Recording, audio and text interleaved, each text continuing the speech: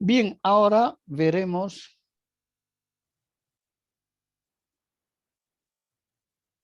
dentro del continente asiático a China. China que se caracteriza fundamentalmente, como decíamos hace rato, por ser uno de los países que tiene la mayor extensión territorial dentro del continente. Tiene una amplia franja costera que parte desde Beijing, que es la capital de la China, y que tiene salida al mar de China y también al Océano Pacífico.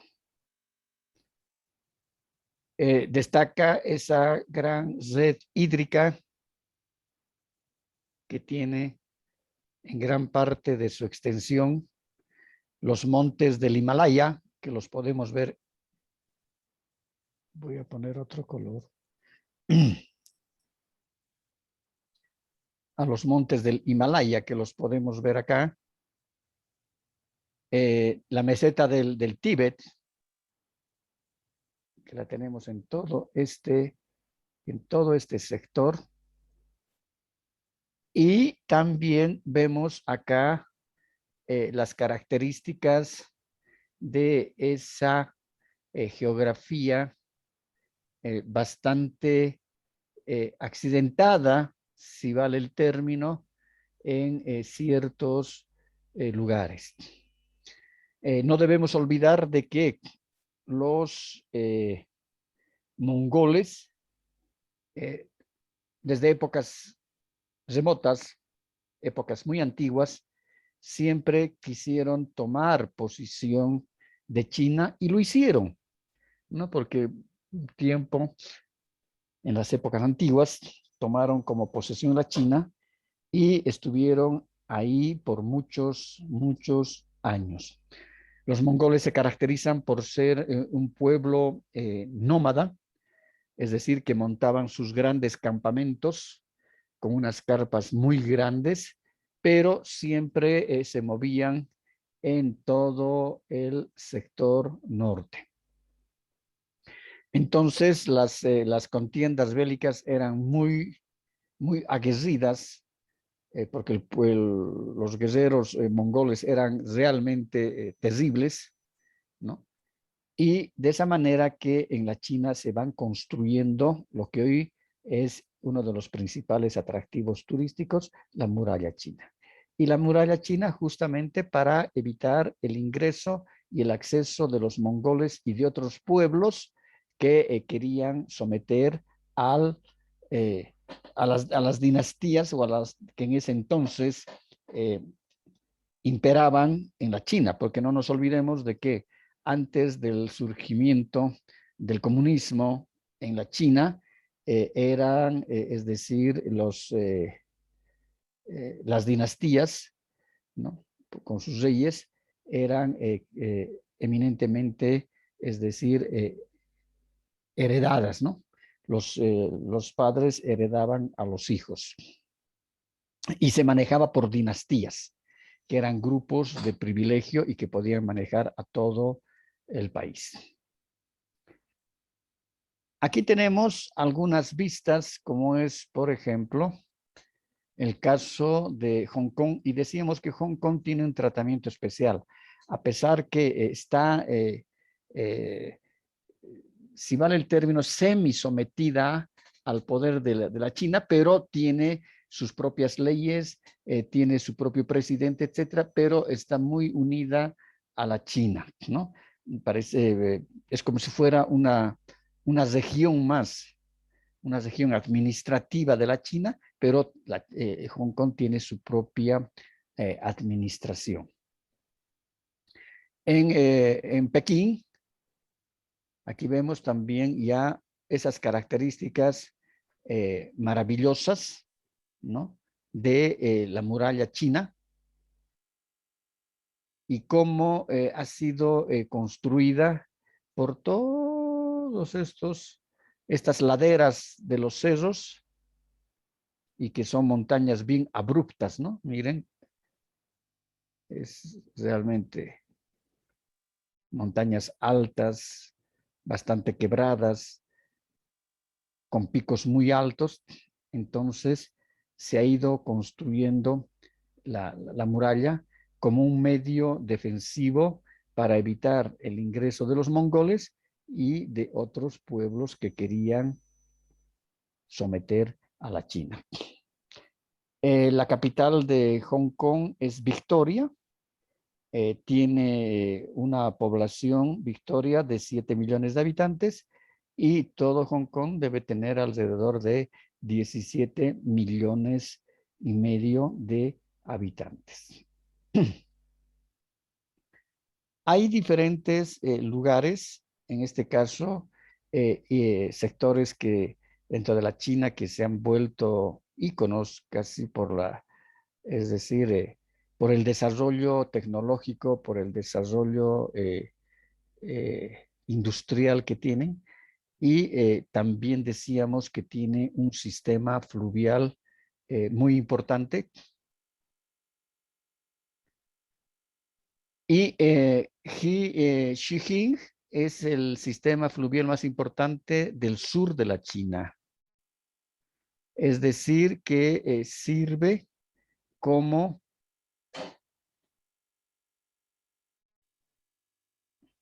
en la mayor,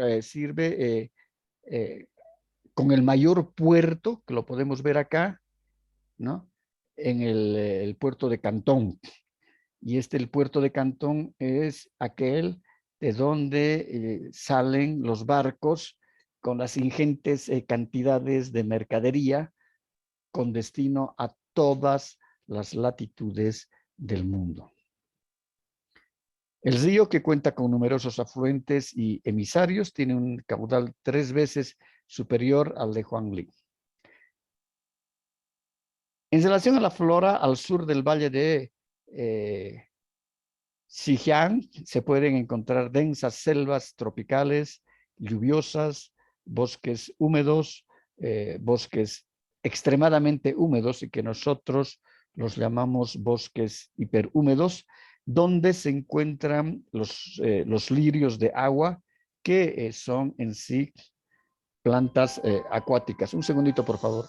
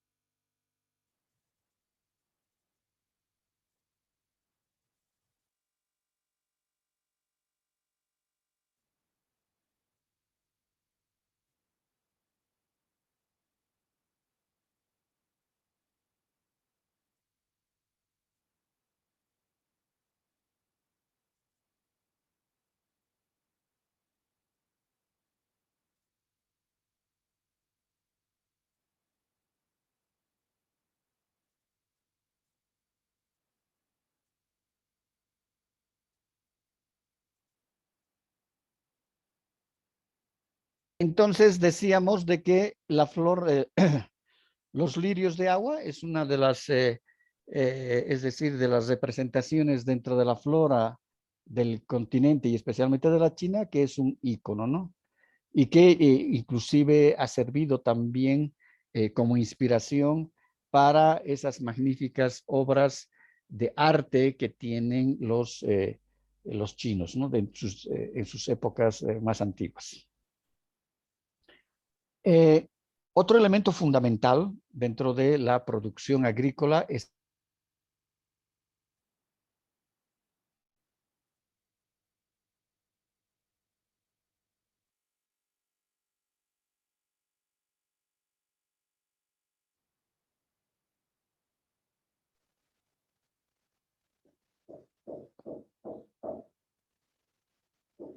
Licenciado, se le cortó el audio. Perdón. Ahora sí. Gracias. Otra de las características fundamentales, decíamos, de la producción agrícola está en el cultivo de té, y dentro del cultivo del té,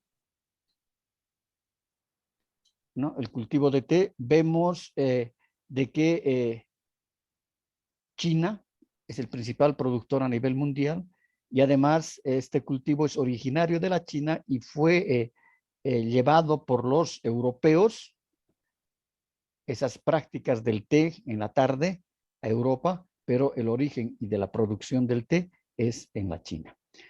Todavía hoy en día se ven estas características de la producción del té a mano, con labores culturales muy delicadas, y lo mismo también podemos ver nosotros en la producción del arroz.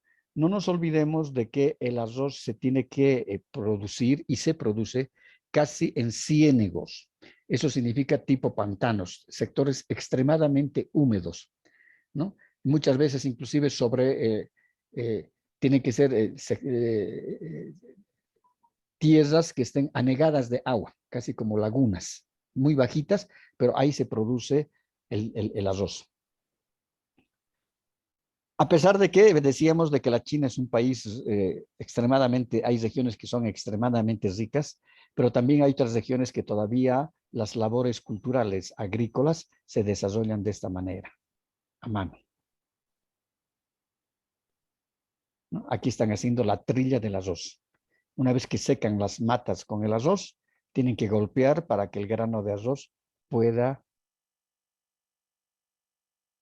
deshojarse y luego puedan hacer el venteado. Igualmente podemos ver aquí cómo se hacen las labores del arado en estas tierras cenegosas. Aquí ven, todo esto es agua, como cochas son de agua, ¿no? Tirado por bueyes, el arado tirado por bueyes, y tienen que ponerse a cultivar el té de esa manera. Entonces, es, como decíamos, un país de las contradicciones. Como hay zonas extremadamente ricas, extremadamente desarrolladas, hay otras que son, hay otras que están realmente como en épocas de hace más de 1000 o 2000 años trabajando la producción agrícola.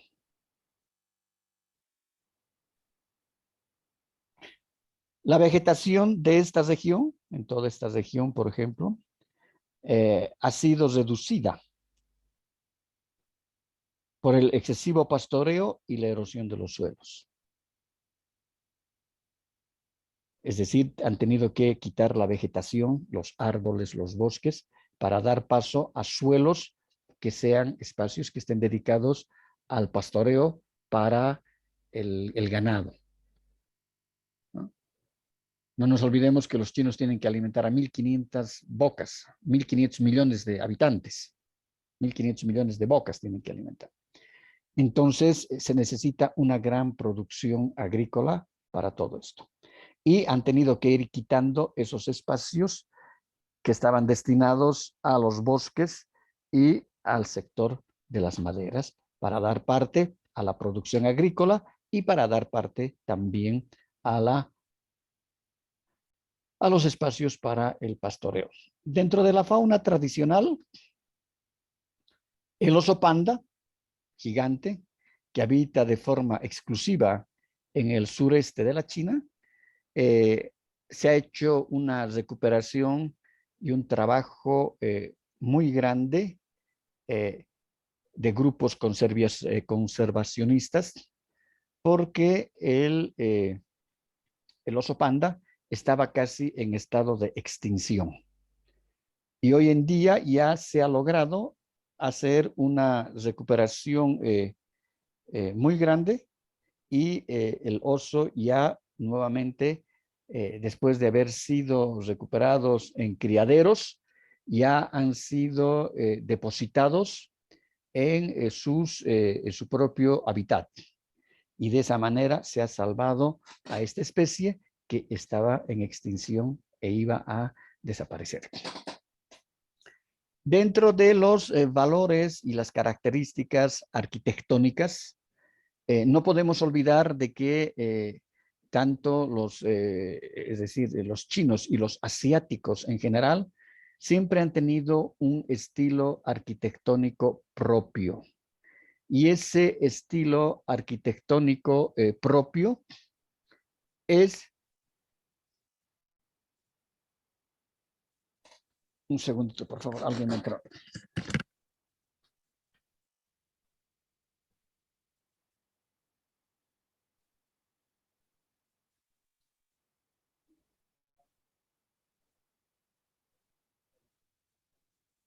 Si es agua, todavía no le dices.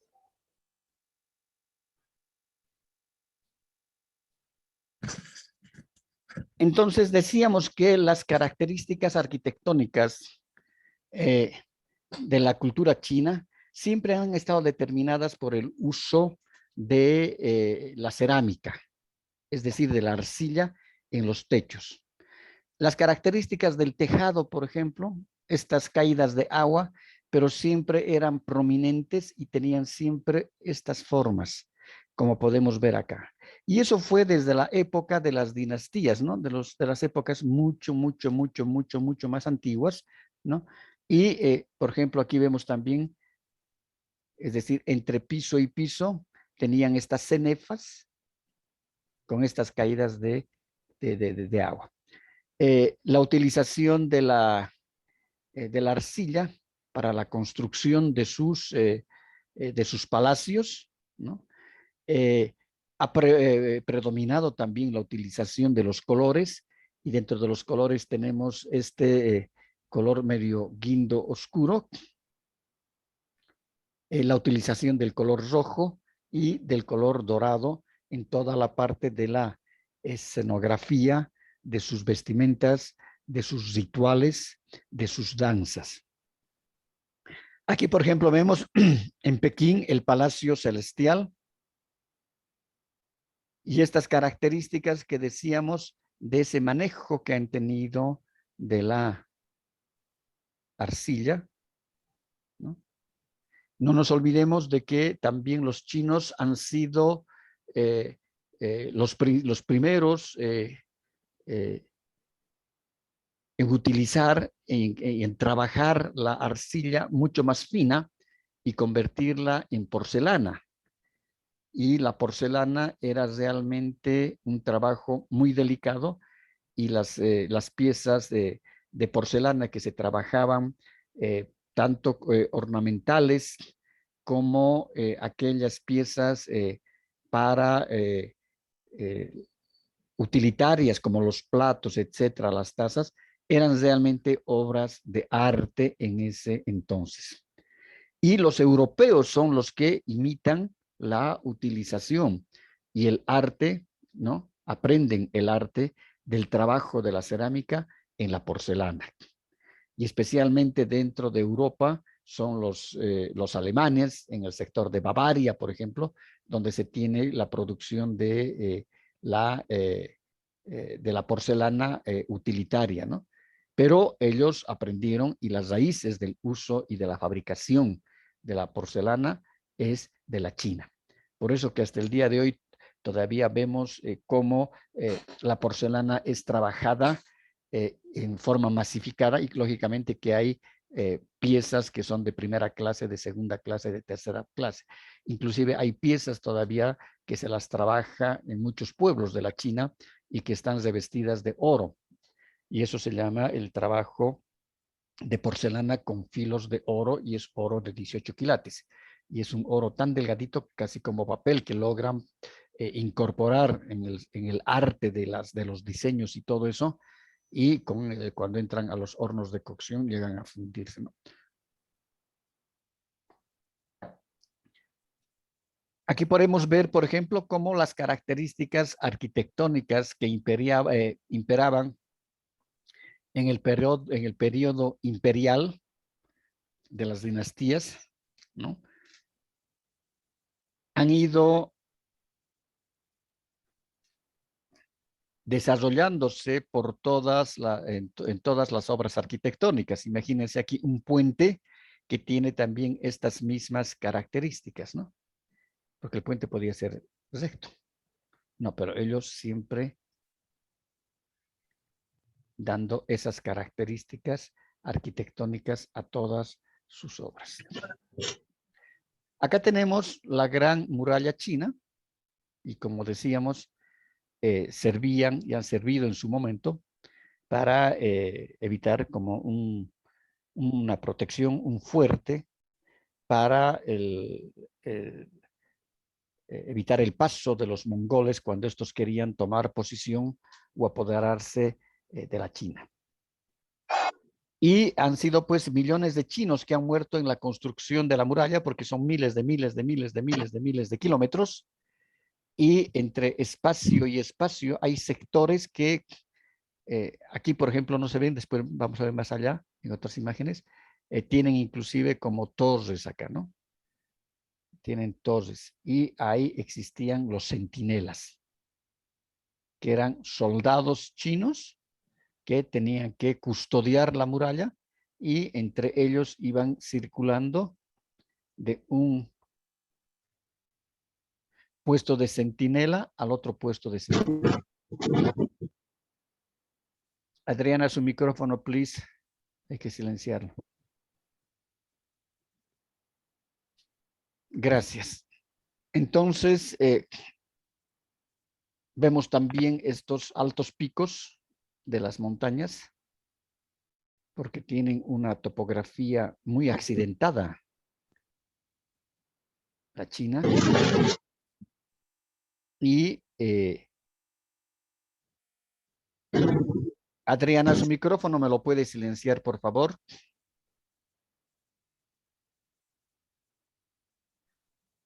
Y siendo tan accidentada la geografía de estos espacios, entonces en todos estos lugares se desarrolla la producción agrícola. Entonces las labores agrícolas son muy tediosas porque tienen que ser trabajadas a mano.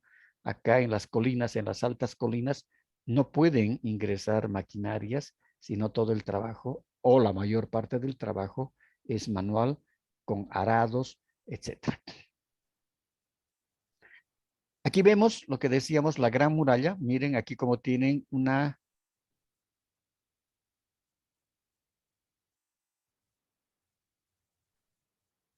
residencia para el centinela, que es una habitación para que se pueda guarecer en las épocas de lluvia, pero ellos hacían esa labor de cuidar, de proteger la muralla y circulaban de cierto lugar a cierto lugar y se turnaban. Miren acá, por ejemplo, cómo es este trabajo que se hace en piedra y en arcilla, es decir, en ladrillos, pero cómo es tan abrupto, tan profundo este farellón de la montaña. A veces pueden haber 100, 200, 300 metros abajo. Entonces, para hacer la muralla han tenido que poner puntales y soportales, soportar con piedras, trabajo de ingeniería, con piedra o con ladrillos, trabajo de cerámica, y por eso que se ve en estas partes muchas graderías. Adriana, su micrófono me lo puede silenciar, por favor. Ay, mil disculpas, Liz, no sabía que estaba encendido. Gracias. Entonces, estas son graderías, ¿no? Como escalones, y eso es por la formación rocosa que tiene la montaña. Aquí hay otra planicie y de aquí seguramente que hay otras escaleras para bajar. Y aquí también hay otras escaleras para subir. Entonces, es un trabajo de alta ingeniería que realizaron los chinos al construir la muralla y son cientos hasta miles de kilómetros que tiene la muralla.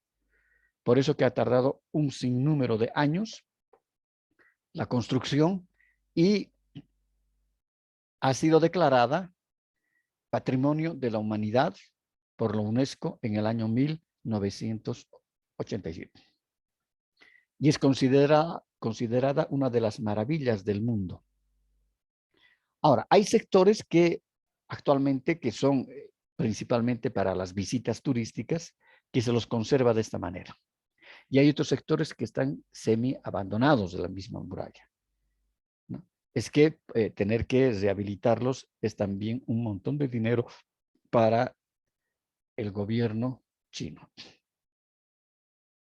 No nos olvidemos de que actualmente, ¿no?, y para la época que vivimos, todavía la China tiene un sistema político comunista.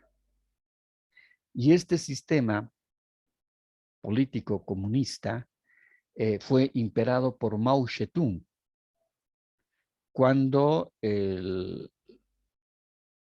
la clase popular, la gente del pueblo, derroca al último de los emperadores chinos, de la última dinastía, y se gesta, si no me equivoco, esto es por los años 1920, debe ser 1930, creo, ya no me acuerdo la fecha, ¿no? Se gesta este nuevo sistema político y económico del comunismo, y la China se vuelve comunista. Por ejemplo, la utilización de la ropa, todos vestían de color plomo, desde los mandatarios hasta los estudiantes de la escuela. Todos eran con overoles o con pantalones y con chaquetas plomas. El color era el plomo. Porque la teoría, en este caso, la teoría comunista de Mao Zedong establecía que no debería existir diferenciación entre nadie.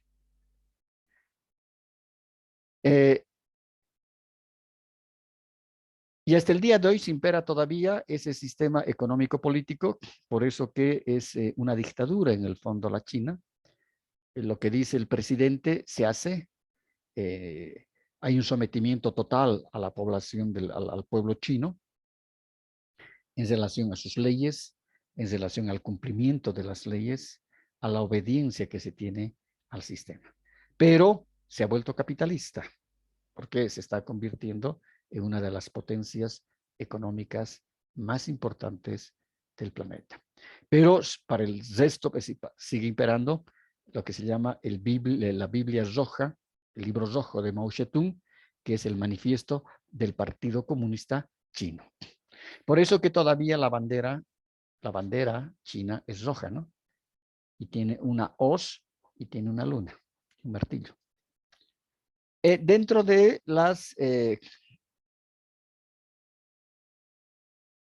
de ese legado arquitectónico que han dejado las diferentes dinastías imperiales en la China, tenemos estas construcciones que hoy en día constituyen lógicamente parte del producto turístico.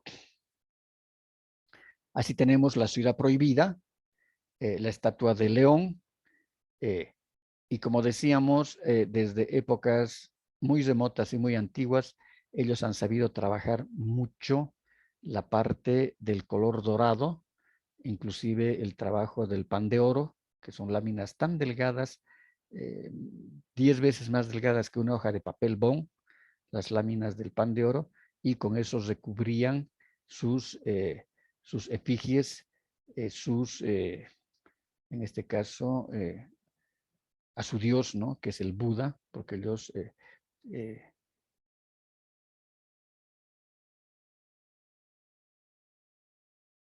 ellos desarrollan, es decir, el budismo como religión de la China, ¿no? Profesan el budismo. Y Buda justamente dice la tradición, las costumbres que están arraigadas también. Siempre tiene, el Buda tiene el estómago descubierto. Entonces la gente, los mismos pobladores les rascan a sus efigies del Buda, les rascan la barriga y le dicen es para que haya dinero. Pero el budismo es la religión oficial de la China. Aquí tenemos una estatua de Buda tallada en piedra en Danton, ¿no? Aquí tenemos al Buda, que esto debe tener pues unos 1000 años atrás. Aquí tenemos en Shanghái, se encuentra el Museo de Arte e Historia, que alberga una de las mejores colecciones del arte chino, y el Museo de Ciencias Naturales, que en este caso es una obra totalmente moderna, arquitectura minimalista, moderna, pero que aloja a una gran colección de todo el arte chino, tanto en pintura como en cerámica y también en escultura.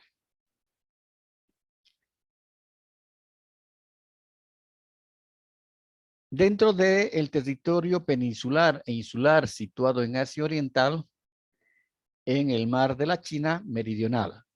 Esta es una vista del puerto de Hong Kong y sus rascacielos, otro de los puertos fundamentales que se tiene en Hong Kong, que también es uno de los principales puertos donde sale la mercadería china y la de Hong Kong, la producción, ¿no? Y aquí vemos, por ejemplo, estos grandes rascacielos, pero a pesar de eso, aquí vemos grandes embarcaciones que están cruzando y surcando el río para desembocar en el mar. Todavía podemos ver estas características de las embarcaciones tradicionales trabajadas en junco, ¿no? Y que son de pescadores que todavía mantienen esas sus características culturales ancestrales, a pesar que en el fondo vemos estos grandes edificios, estos rascacielos, pero todavía se ven este tipo de embarcaciones trabajadas con juncos, como decíamos, para los pescadores. Eso significa de que todavía siguen guardando y haciendo un gran rescate de sus valores culturales. Aquí tenemos restaurantes flotantes, como es el caso del Jumbo, en la bahía de Avendev, donde podemos ver y siempre se denota estas características arquitectónicas que también han sido llevadas, en este caso, han sido llevadas no solamente para la parte arquitectónica de obras civiles, sino también, imagínense, en las embarcaciones, ¿no? Es decir, estos techos con estas caídas. Y la utilización mucho del color dorado, decíamos, del color rojo dentro de la cultura. Acá tenemos una vista nocturna del distrito de Kowloon, donde podemos observar cómo los centros comerciales y en sí todas las calles están llenas de letreros luminosos, ¿no? Con las ofertas de los productos de las tiendas, etcétera, pero siempre predomina el color rojo y el color dorado. Y aquí tenemos también otra de las estatuas o de las efigies, trabajada seguramente en cerámica, pero bañada en pan de oro.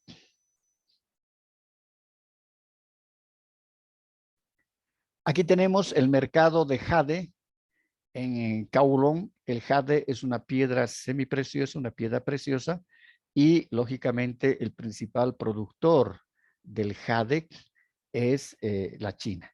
Y aquí vemos el comercio donde se compra y se vende el jade, estas piedras que después van a pasar a los orfebres para que puedan trabajar las joyas, como también eh, eh, la cerámica ornamental, ¿no? Que es algo maravilloso, que inclusive tienen incrustaciones.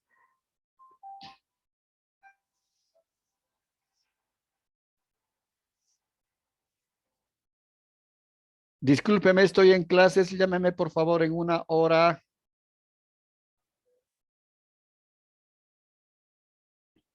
Entonces, vemos cómo el mercado del jade es fundamental. Visitar cualquier ciudad grande en la China, o como es el caso, por ejemplo, en Hong Kong, hay que hacer en este tipo de movilidades que nosotros las llamamos los turibuses.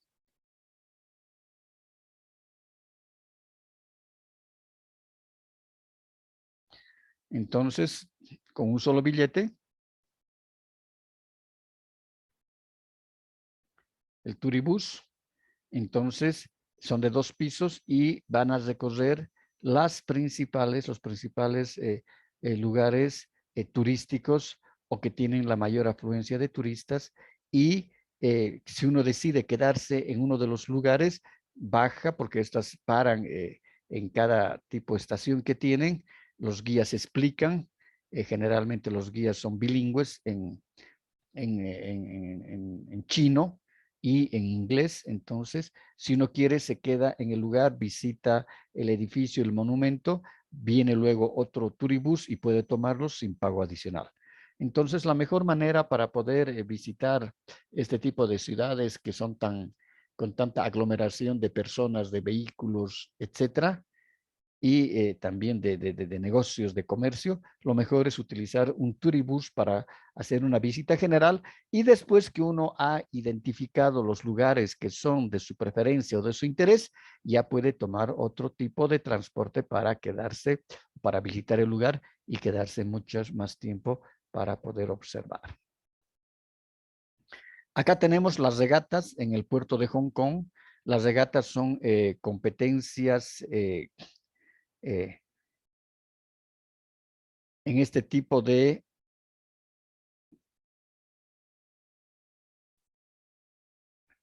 canoas, ¿no? Y son competencias que son esperadas anualmente por la población, de gran expectativa. Y vemos aquí cómo todavía tenemos, es decir, se sigue manteniendo esas características eh, de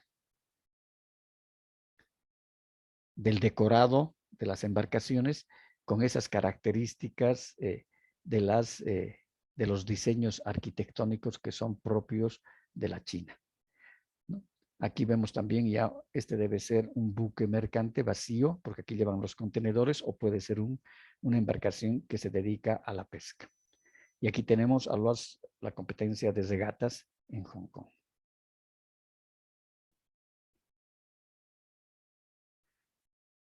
Acá podemos ver el templete de Buda en Hong Kong.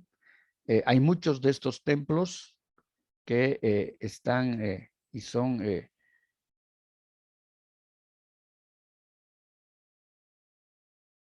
que están diseminados en la ciudad, y lógicamente para ser adorado por los fieles budistas, ¿no? Porque la religión es una parte fundamental dentro de la cultura china, y tienen mucho respeto, cumplen también los cánones del budismo, ¿no? Dentro de sus fieles, y es por eso que existen muchas imágenes y muchos templos para adorar al rey Buda. Aquí también tenemos lo que decíamos, siempre tiene el estómago descubierto, ¿no? Y esa es un símbolo de prosperidad y de bienestar. Y aquí tenemos a los budistas, que son los monjes que se encuentran en los templos, adorando a Buda, desarrollando las tareas religiosas de contemplación, de adoración a Buda, y lógicamente que también ellos desarrollan labores sociales en algunos distritos de la China. Otra parte que es fundamental rescatar es el arte de la danza china, porque si nosotros vemos la vestimenta, es algo fascinante, toda trabajada con pedrerías, con lentejuelas, y las escenificaciones teatrales dentro de la danza y el folclore es también una un atractivo turístico muy, pero muy importante.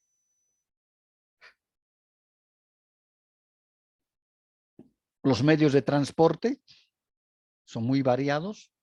Aquí tenemos, por ejemplo, que se está trasladando a una persona y es tracción humana, porque estos son los cargadores, están cargando esta carroza y es una persona que está siendo trasladada. En vez de tomar un taxi, toma un tipo de este transporte. Y estos son los estibadores en los puertos que están trasladando la mercadería. En este caso, están trasladando el alimento para el ganado. Y siempre prevalece dentro de la arquitectura, que ahora son monumentos muy visitados, estos palacios con estas características arquitectónicas, como podemos ver en todos ellos, y también las deidades, que en el fondo también son imágenes, figuras talladas en mármol, en cerámica, etcétera, en algunos casos zoomorfas, ¿no? Mitad de hombres y mitad animales, una mezcla. Acá también tenemos a las deidades, ¿no? Que en diferentes periodos y en diferentes dinastías se han ido desarrollando y se han ido creando como medios de adoración. Es como para nosotros los santos dentro de la religión católica. Dentro del budismo también hay este tipo de imágenes y dentro del ideario de los chinos, ¿no? También la adoración a ellos. Otro elemento fundamental es que en China, en este caso en Hong Kong, se encuentra Disneylandia. Es decir, se ha hecho una réplica mucho más pequeña de aquella que está en Florida, Estados Unidos, y que es una de las representaciones como el parque temático, uno de los parques temáticos más importantes en Hong Kong.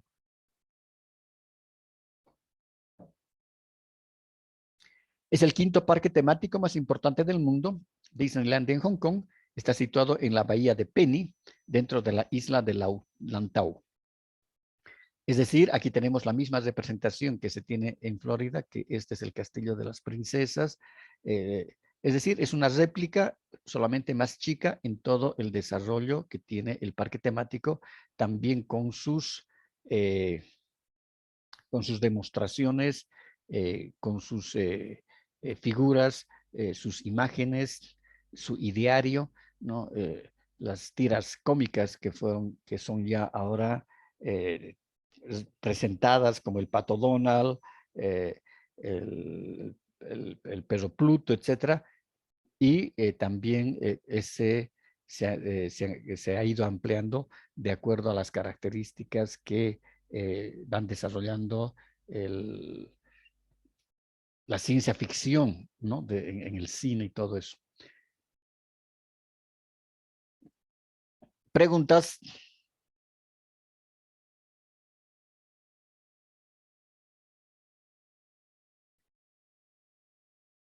Nos vemos en 5 minutos. ¿De acuerdo?